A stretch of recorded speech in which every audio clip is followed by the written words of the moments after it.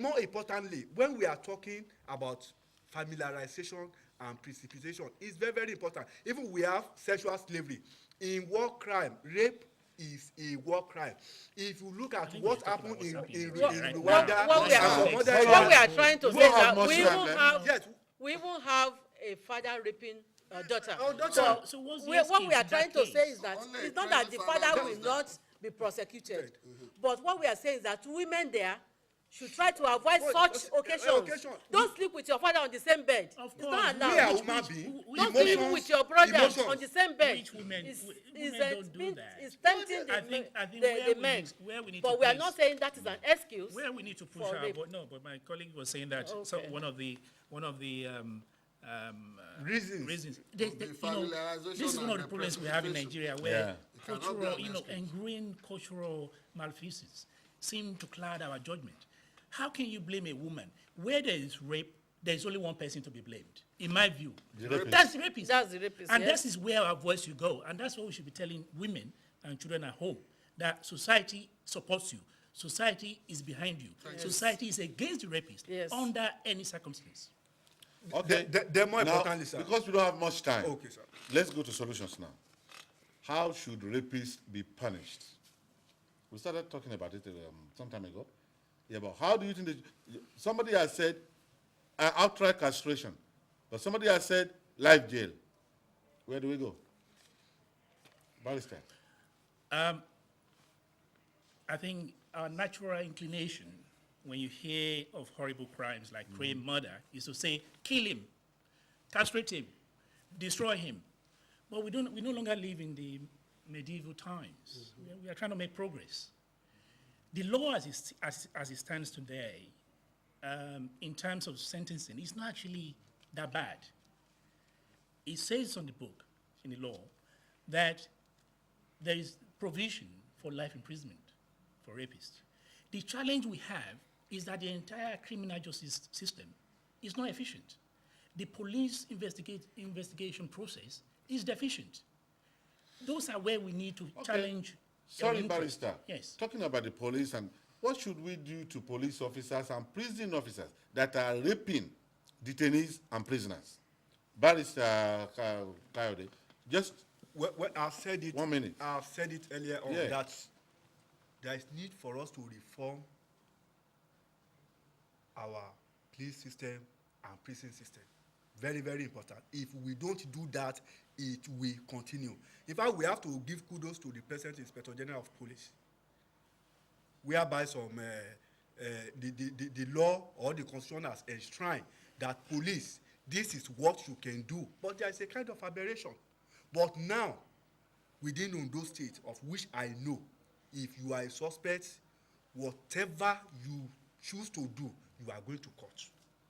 So we should reform our prison and we should reform the police system. And in reforming it, more importantly, because after conviction, that means the guilty person is going to prison. Then we should reform it in such a way that it will be to reform that prisoner and to contribute to the socio-economic value of the country, not just to put them there, because we have some people that they will put there, and on the long run, maybe through judicial process, they will be released again and they will commit the same crime. Earlier on in the program, Mrs. Oludare said only mentally deranged people could rape. All right. So how about psychiatric tests for people working in hospitals, schools, prisons, and even the Nigerian police force? Before you can get a job working with people, there must be a psychiatric test. What do you think about that? I've said it earlier on, sir, during this program, that one of the ingredients of rape is consent, with or without. And let us look at fraudulently. It's not people that are mentally deranged alone that involved in such act. A situation whereby a pastor will say, well, I want to perform some Holy Ghost something on you, and on the long run, he will rape. Yeah, don't you think that pastor is sick? It's not sick. It's not sick because it's not sick because before you can establish that somebody. There was consent.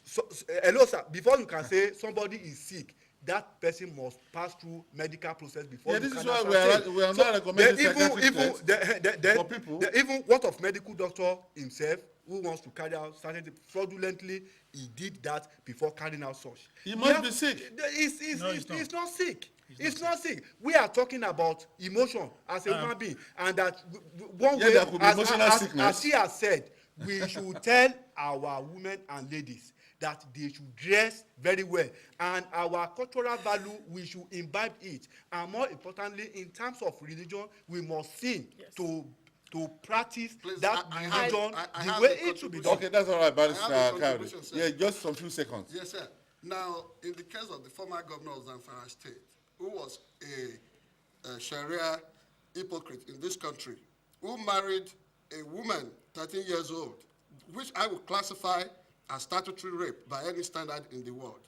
Are we going to say he too was sick?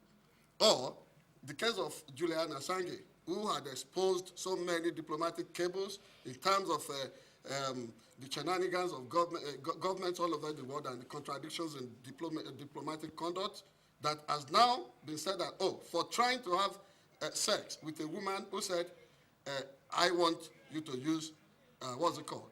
I want you to use condom. And the man said, no, I love it flesh to flesh.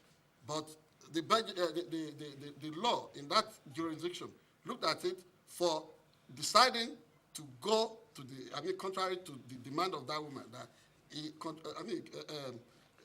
carried out a rape on that woman. Are we going to say that kind of man too is like I believe what to reduce rape in Nigeria, we have to look at our value system. Yes. We have to, the family has to be alive. The parents should tailor their children towards God and dignity of human beings.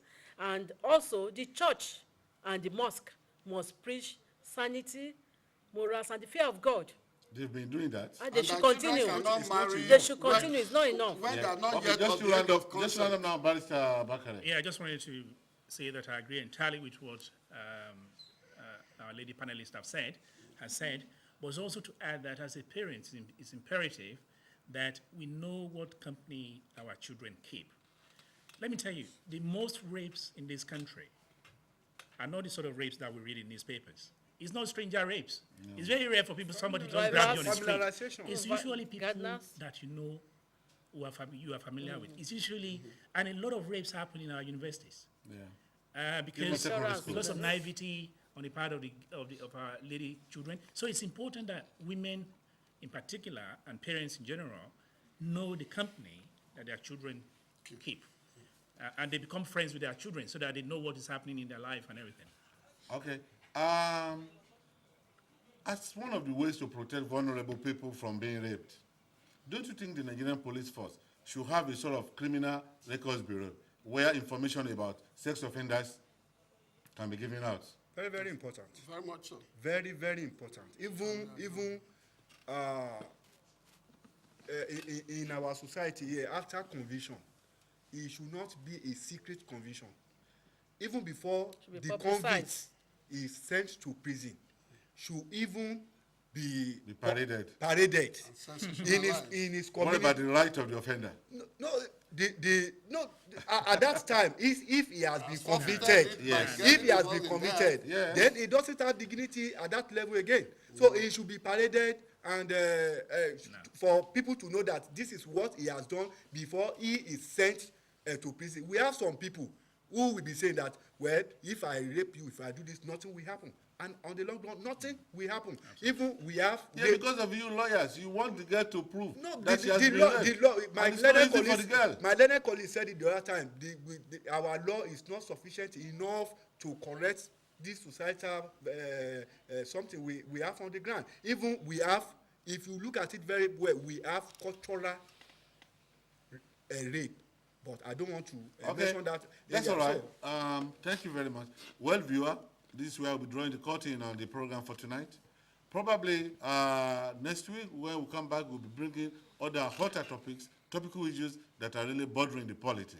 On this note, let me start to thank my guests for coming on the show tonight. Mr. Oladimeji Abitogun, thanks very much for coming. It was my pleasure.